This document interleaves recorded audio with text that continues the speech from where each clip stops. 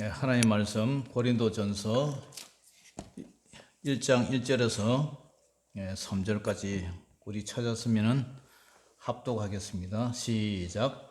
하나님의 뜻을 따라 그리스도 예수의 사도로 부르심을 받은 바울과 형제 소서대네는 고린도에 있는 하나님의 교회 곧 그리스도 예수 안에서 거룩하여지고 성도로 부르심을 받은 자들과 또 각처에서 우리의 주 곧 그들과 우리의 주 대신 예수 그리스도의 이름을 부르는 모든 자들에게 하나님 우리 아버지와 주 예수 그리스도로부터 은혜와 평강이 있기를 원하노라.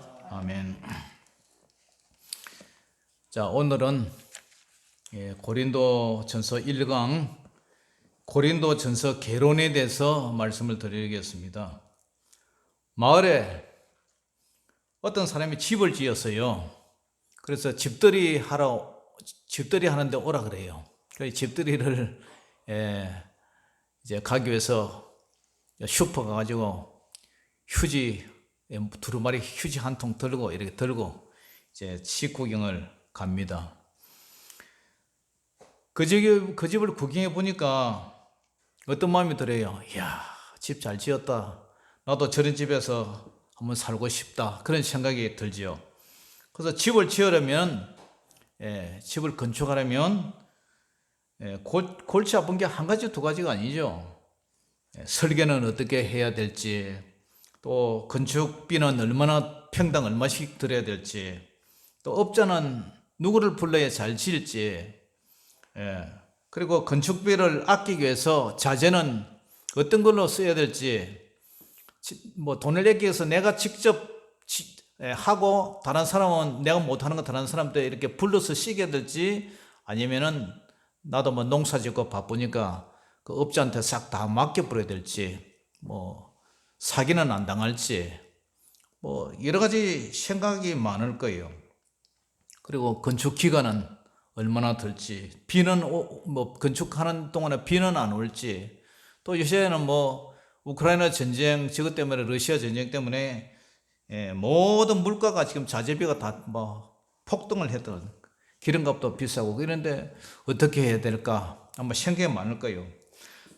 또 입주한 주인이 막상 집을 지은 후에 입주해 보니 살아보니까 이걸 갖다가 부엌은 요렇게 좀 뺐으면 좋았을 텐데 창고는 요쪽으로 했으면 좋았을 텐데 살다 보면 또 불편한 점이 또 생기죠, 그죠? 그래서 개선해야 될 것이 무엇인가? 그거 알고 싶을 거예요. 여러분, 왜 집을 짓습니까? 큰 돈 들여서. 그것은 집을 지어가지고 편안하게, 노후를 행복하게, 그 집 안에 집 구경하는 게 목적이 아니라 그 집 안에 들어가서 살기 위해서죠. 그래서 그 집에 들어가서 먹고 마시고 쉬고 그렇게 행복하게 살기 위해서 집을 지어요.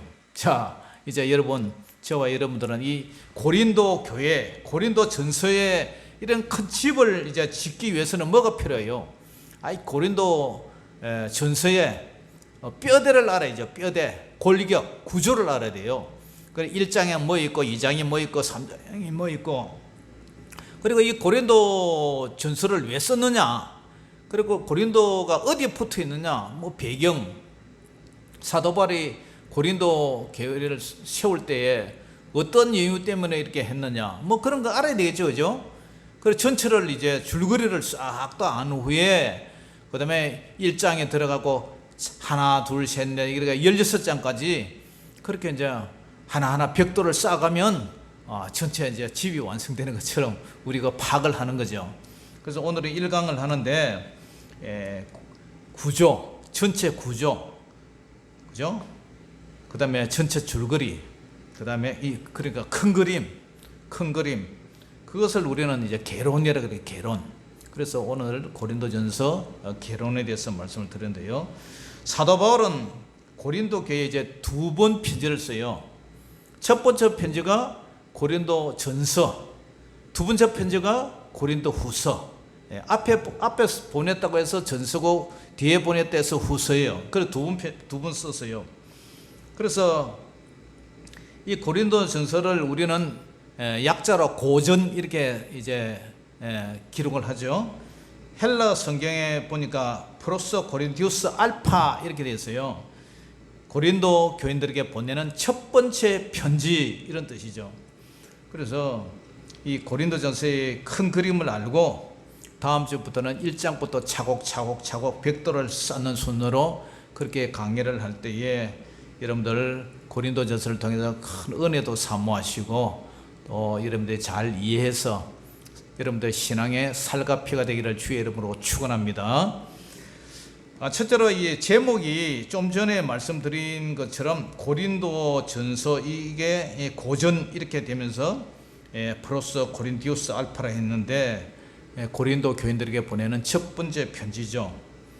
그 다음에 저자는 누구냐? 본 서신은 저자가 이 편지를 쓴 사람이 사도 바울로 이렇게 증가하고 있어요.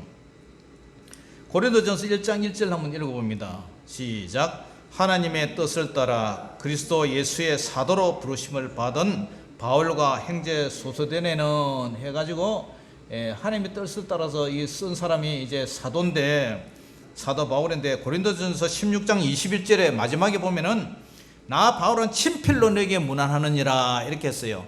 그러니까 친필에는 직접 썼다는 거 아닙니까? 그죠? 그러니까 사도 바울이 저자예요. 그 다음에 사도행전에도 언급된 바울의 고린도 사역과 본 서신에 나타난 고린도 교회의 정황이 딱 일치가 돼요. 그리고 이 서신에 사용된 언어, 문체, 그 다음에 중심 사상 그런 것이 다른 서신을 쓴 이 바울과 똑같다 이 말이죠.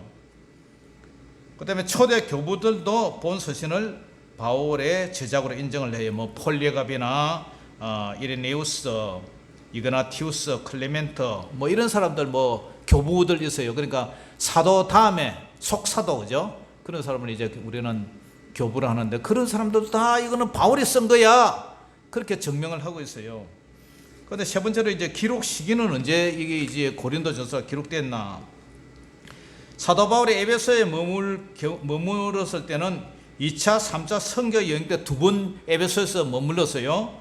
그런데 2차 선교 여행 때에 고린도 교회를 이제 설립했기 때문에 2차 선교 여행 때 에베소 체류 기간 중에 고린도 교회에 문제가 생겼다 보기는 어려워요. 그래서 본 이 서신은 바울의 3차 선교 여행 시 사도 바울이 에베소에 체류할 때 에베소에 있을 때 그때 이제 고린도 편지를 써가지고 보냈다는 거예요. 그리고 바울은 고린도전서 16장 8절에서도 오순절 절기를 지낸 후에 에베소를 떠나겠다는 계획을 밝히고 있어요. 이러 볼 때 본 서신은 에베소 체류 후 후반에 기록된 것으로 서기 2022년이죠, 그죠? 서기 55년, 서기 55년에서 56년 그 사이에 기록된 걸로 그렇게 모든 학자들이 얘기를 하고 있어요. 그 다음에 네 번째 기록 장소는 어디냐? 이 고린도 전서가 바울이 자신이 에베소에 머물고 있을 때 이렇게 썼다. 또 이 고린도 교인들에게 아굴라 브리스가와 아굴라 그 부부, 그 천막 짜는 그 부부, 그 사람들이 고린도전서 16장에 보면은 이 당시 이들 부부는 바울과 함께 에베소에 머물고 있었다고 증명을 하고 있어요. 그래서 이 편지는 어디서 썼다고요? 에베소에 보면 에베소서 있죠. 에베소서. 그러니까 에베소 교회, 에베소 지방에서 이제 이 편지를 썼다는 거예요. 주 내용이 뭐냐? 주 내용은 사도 바울이 고린도교에 발생한 참 문제들이 많아요. 고린도교회가 제일 먼저 제시한 것이 십자가의 도예요. 자, 우리 고린도전서 1장 18절 한번 읽어봅니다. 18절 시작. 십자가의 도가 멸망하는 자들에게는 미련한 것이요 구원을 받는 우리에게는 하나님의 능력이라. 십자가의 도가 뭐예요? 십자가의 도라는 것은 길이잖아요. 길, 그죠? 도. 길을 아십니까? 도를 아십니까? 스님들은 도를 닦는다고 하지만 도를 모르잖아요. 그런데 우리는 도를 알잖아요. 그 도가 내가 길이요 진리요 생명이 나로 말미암자고는 천국에 있는 아버지께로 갈 수가 없는 거죠. 그래서 이 십자가의 도가 멸망하는 자들에게 미련한 것, 지옥 가는 그 사람들에게 십자가의 도가 참 미련하지만 구원을 받는 우리에게는 뭐예요? 하나님의 능력이라는 거예요. 그러니까 사도 바울은 우리를 위해서 십자가를 지신 예수님의 그 사랑과 희생 정신을 생각한다면 교회의 문제는 자연히 해결된다, 그렇게 알고 있어요. 이 고린도전서 1장에도 보면은 분쟁이 있어요. 1장 10절 한 읽어봅니다. 시작. 형제들아, 내가 우리 주 예수 그리스도의 이름으로 너희를 권하노니 모두가 같은 말을 하고 너희 가운데 분쟁이 없이 같은 마음과 같은 뜻으로 온전히 합하라. 그 다음에 11절도 내 형제들아, 근로의 시편으로 너희에 대한 말이 내게 들리니 곧 너희 가운데 분쟁이 있다는 것이라. 12절 내가 이것을 말하거니와 너희가 각각 이르되 나는 바울에게, 나는 아볼로에게, 나는 게바에게, 나는 그리스도에게 속한 자라 한다는 것이니. 그러니까 이 고린도 교회들이 서로 당파 싸움을 하고 있어요. 교회가 분쟁이 됐단 말이에요. 그러니까 이 고린도 교회가 나는 사도 바울 파다, 나는 아볼로 파다, 나는 게바, 이 베드로 파다, 나는 예수 파다, 뭐 이러면서 막 싸우는 거예요, 서로가. 그런데 이러한 싸움이 결국 무엇 때문에 이제 어떻게 해결할 수 있느냐? 그것이 이제 결론이 13장에 가면 사랑장 나오죠. 사랑. 그죠? 사랑한다면 이런 파당 싸움하는 것은 자연히 해결이 될 것이다. 그러면서 믿음, 소망, 사랑, 그 중에 제일은 사랑이라. 사랑만 있으면 니파 내파 이런 것도 하나 합이 될 수 있다는 거죠. 지금 이 정부도 그죠? 정말 사랑하는 마음 그런 게 있으면 야당, 여당, 또 뭐 이재명파, 윤석열파, 뭐 홍준표파, 그죠? 이낙연파 다 이렇게 아우를 수 있을 줄 믿습니다. 그래서 성도 간의 분쟁을 해결하는 두 가지 방법이 믿음, 소망, 사랑. 믿음과 바로 사랑이다. 고린도 전서의 역사적 지리적 배경이 어떠느냐? 고린도는요, 두 바다를 연결하는 항구를 가지고 있어요. 아시아와 유럽.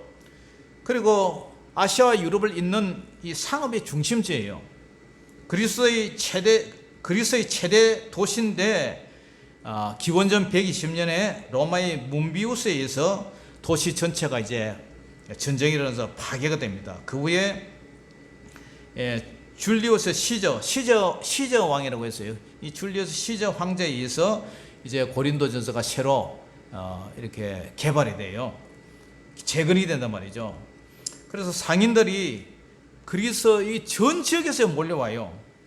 유대인들도 상업적으로 이렇게 편리함 때문에 신흥 도시가 되는 거죠.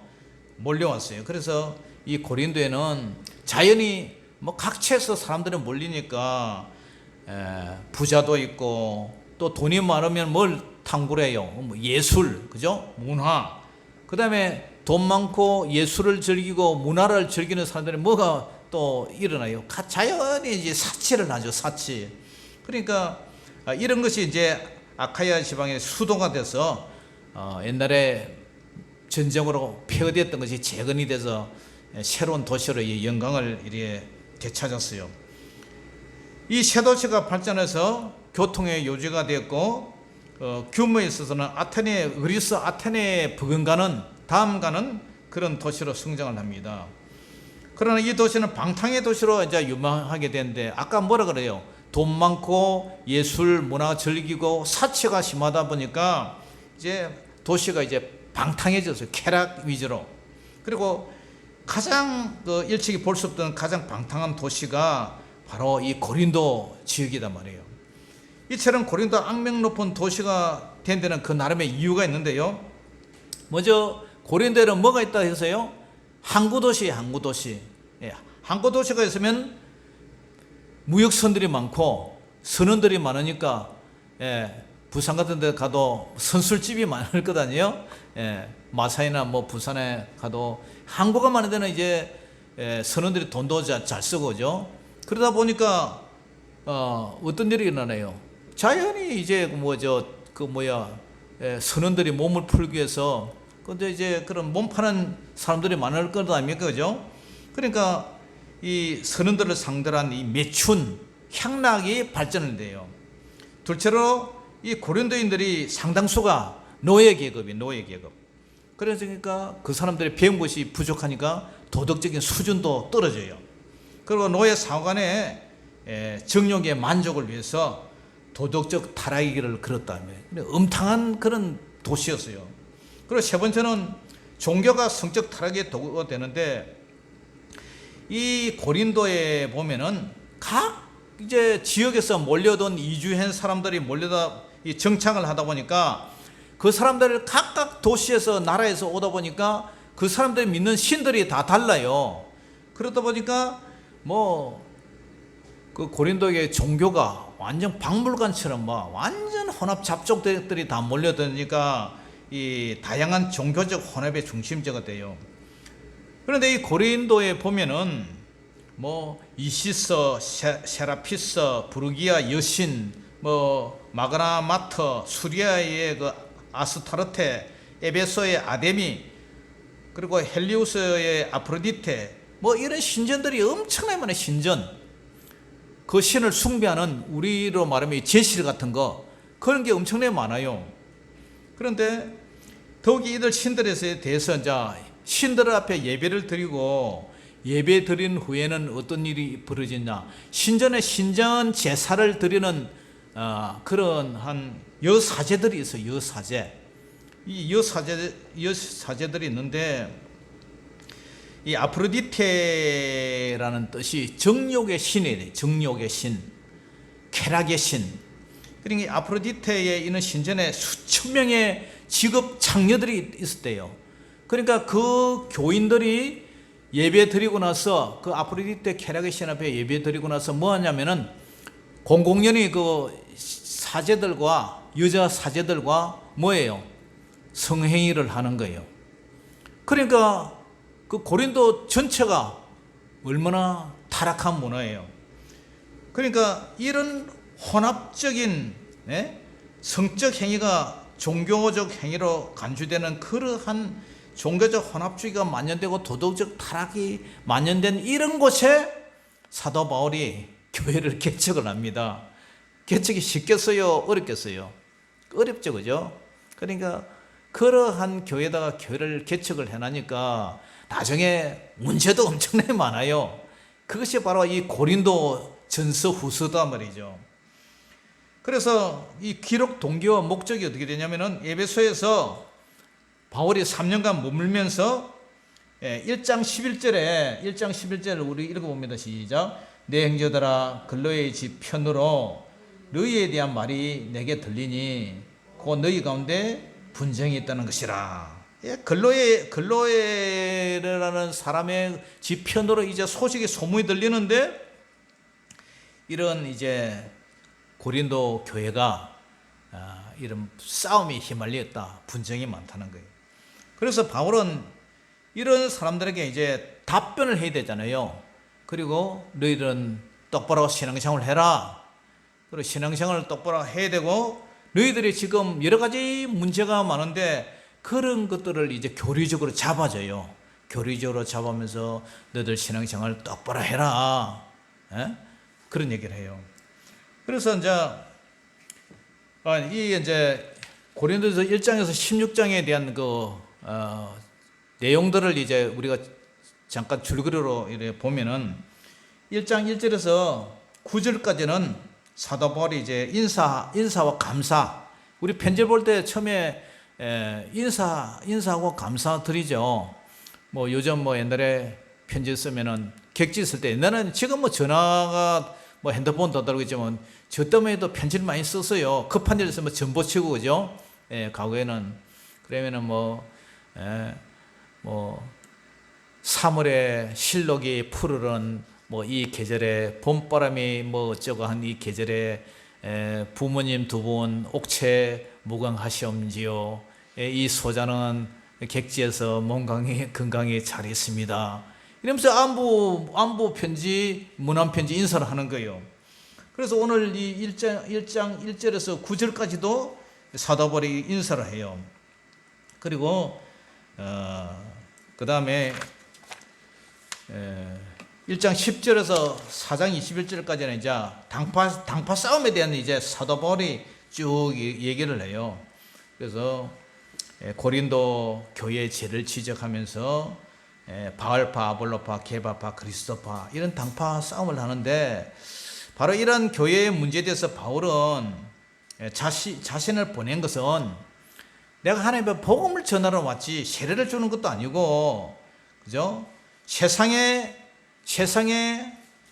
지혜와 십자가의 어리석음을 서로 대조를 시키면서 하나님의 참된 지혜를 이렇게 얘기를 해요. 1장 17절 한번 읽어볼까요? 1장 17절 시작. 그리스도께서 나를 보내심은 세례를 베풀게 하려 하심이 아니요 오직 복음을 전하게 하려 하심이로되, 말의 지혜로 하지 아니하면 그리스도의 십자가가 헛되지 않게 하람이라면서 십자가의 도가 멸망한 자들에게 미련한 것이요 구원을 받는 우리에게는 하나님의 능력이라. 그러면서 이제 또 이런 얘기를 해요. 20절에서 21절에도 지혜 있는 자가 어디 있느냐, 선비가 어디 있느냐, 이 세대의 변론가가 어디 있느냐, 하나님께서 이 세상의 지혜를 미련하게 하신 것이 아니냐, 하나님의 지혜에 있어서는 이 세상이 자기 지혜로 하나님을 알지 못하므로 하나님께서 전도에 미련한 것으로 믿는 자들을 구원하시기를 원하셨다. 그러니까 세상의 지혜, 그 다음에 하나님의 지혜, 그런 얘기를 해요. 세상의 지혜는 우리 교인들은 미련해야 되고, 하나님의 지혜는 우리가 똑똑한 자가 돼야 된다, 이제 그런 얘기를 해요. 그리고 5장 1절부터는 이 도덕적 타락 문제에 대해서 얘기를 하는데, 음행한 자를 얘기를 해요. 5장 1절에 보니까 너희 중에 심지어 음행이 있다함을 들으니 그런 음행은 이방인 중에서도 없는 것이라면서 누가 그 아버지의 아내를 취했다는도다. 그럼 아버지의 아내가 누구예요? 어머니예요, 어머니. 그래 친어머니가 아니고 서모, 이제 아버지의 아버지의 첩을 건드린 그런 놈이 있어요, 교회 안에. 그런데 교회에서 그 사람에 대해서 지적을 하고 쫓아내버려야 되는데도 서로 묵인을 많이 한단 말이에요. 교회 안에 불의를 하고 불법을 행하는 그런 사람이 있는데, 그 사람이 헌금을 많이 내는 성도든지 무슨 세상에 권력이 많은 사람이면 교인들이 시시하고 말을 못하고 있는 그러한 모양과 같단 말이에요. 이러한 도덕적인 타락 문제, 근친상간의 문제, 이런 거에 대해서 이제 지적을 해요. 그 다음에 6장에 가서는 세상 법정에 이제 송사하지 말라. 그러니까 믿는 성도끼리 믿지 않는 사람 앞에, 믿지 않는 판사 앞에 가서 이렇게 서로 고발을 고소하면은 그게 뭔 덕이 되겠느냐, 이제 그런 얘기를 해요.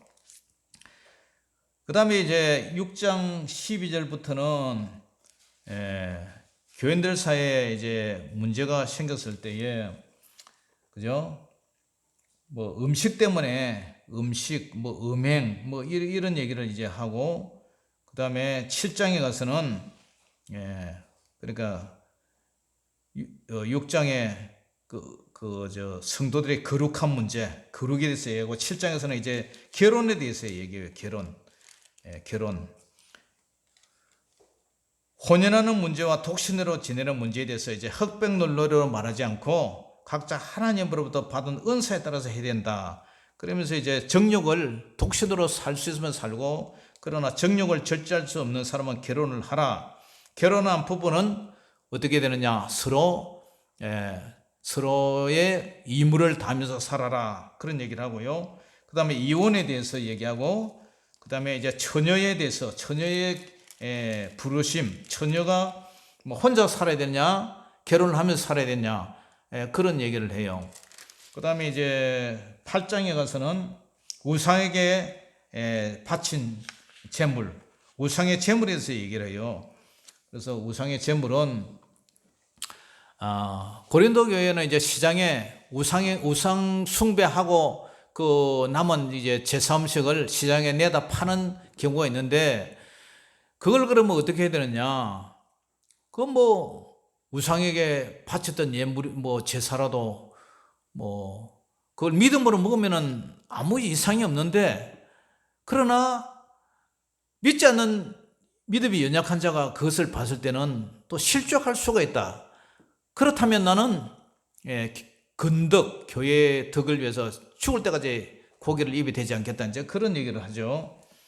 그 다음에 9장에 대해서는 사도의 권리에 대해서 얘기를 하고, 10장에는 우상숭배에 대해서 얘기를 하고, 우상숭배하면서 신약 성경을 구약 성경을 얘기하면서 우상숭배하는 일을 피하라.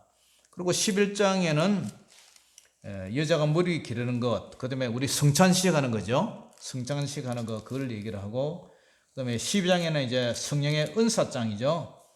은사에 대해서 이제 얘기를 해요. 고린도교회는 이 은사에 대해서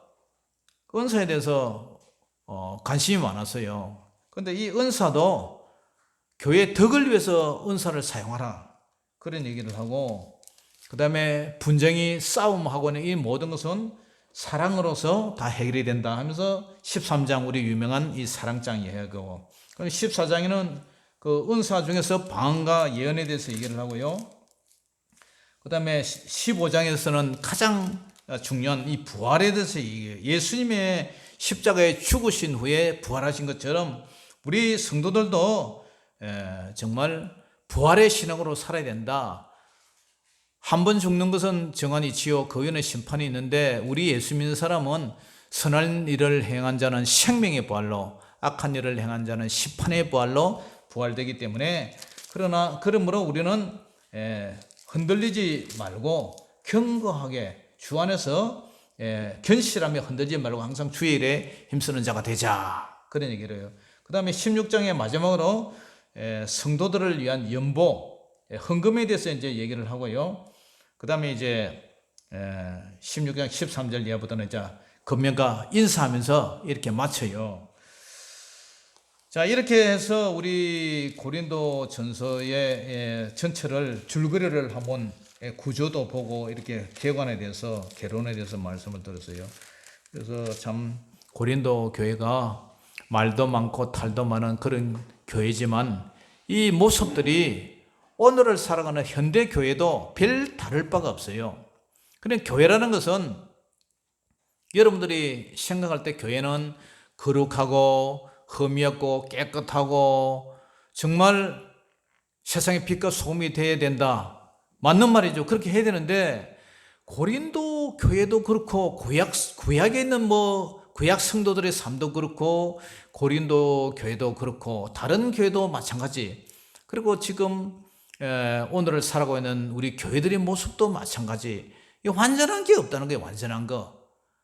그래서 다 흠이 있고 부족한 것이 많고, 정말 참 교회가 저렇게 썩어 빠졌나, 개독교냐, 그런 얘기를 하는데, 그러나 하나님은 교회를 여전히 사랑하시고 우리 주님의 십자가 보혈로 우리 주님께서 우리 죄를 위해서 죽으셨고, 그렇기 때문에 우리는 흠이 많고 탈도 많고 문제도 많은 그런 교인이지만, 아무튼 주님이 우리를 위해서 십자가에 못 박혀 죽으셨고 주님의 이 교회를 위해서, 성도들을 위해서 피값으로 우리는 산 그런 목숨이단 말이에요.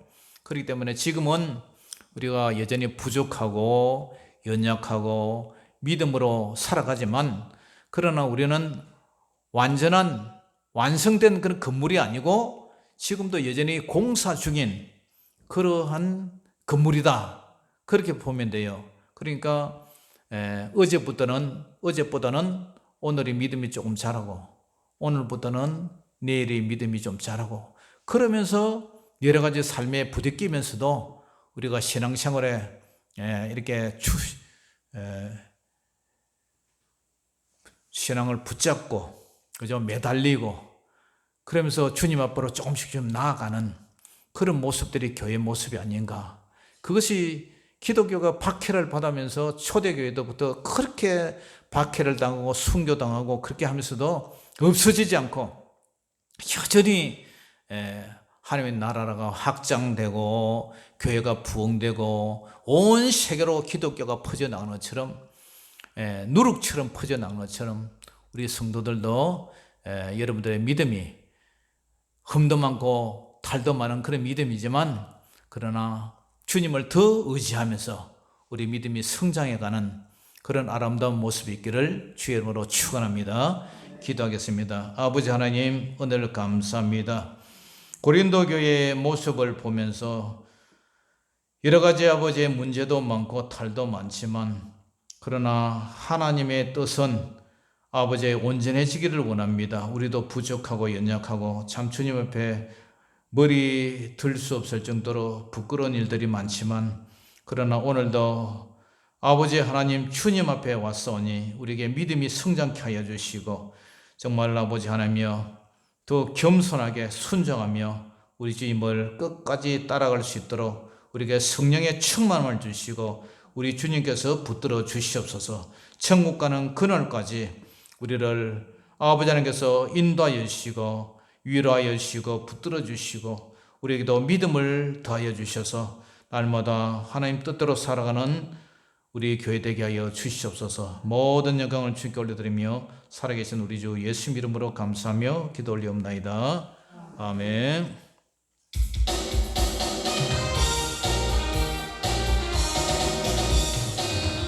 풍성한 하나님은 믿는 자 한 사람 한 사람 어제나 오늘도 언제든지 편찮고 보호해 주시네. 주여 성령의 은사들을 오늘도 내려 줍소서. 성령의 뜨거운 불길로서 오늘도 충만케 앞소서. 정욕과 죄악에 물든 마음을 성령의 불길로 태우소서. 앞서서 태우소서. 깨끗게 하여 주옵소서. 주여 성령의 은사들을 오늘도 내려 줍소서. 성령의 뜨거운 불길로서 오늘도 충만케 앞서서. 희생의 제물로 돌아가신 우리 주 예수님이시여 구속의 은혜를 내리시사 오늘도 구원해 줍소서. 주여 성령의 은사들을 오늘도 내려 줍소서. 성령의 뜨거운 불길로서 오늘도 충만케 앞소서. 주님의 기쁘신 은혜만을 세상에 널리 전하리라. 하늘의 능력과 권세로서 오늘도 입혀주옵소서. 주여 성령의 은사들을 오늘도 내려 줍소서. 성령의 뜨거운 불길로서 오늘도 충만케 앞소서. 아멘. 우리 주님 가르쳐 주신 기도로 수요 기도를 모두 마치겠습니다. 하늘에 계신 우리 아버지여, 이름이 거룩히 여김을 받으시오며 나라의 임하옵시며 뜻이 하늘에서 이룬 것 같이 땅에서도 이루어지이다. 오늘날 우리에게 일용할 양식을 주옵시고 우리가 우리에게 죄지은 자를 사하여 준 것 같이 우리 죄를 사하여 주옵시고 우리를 시험에 들게 하지 마옵시고 다만 악에서 구원하옵소서. 대개 나라와 권세와 영광이 아버지께 영원히 있사옵나이다. 아멘. 아버지 하나님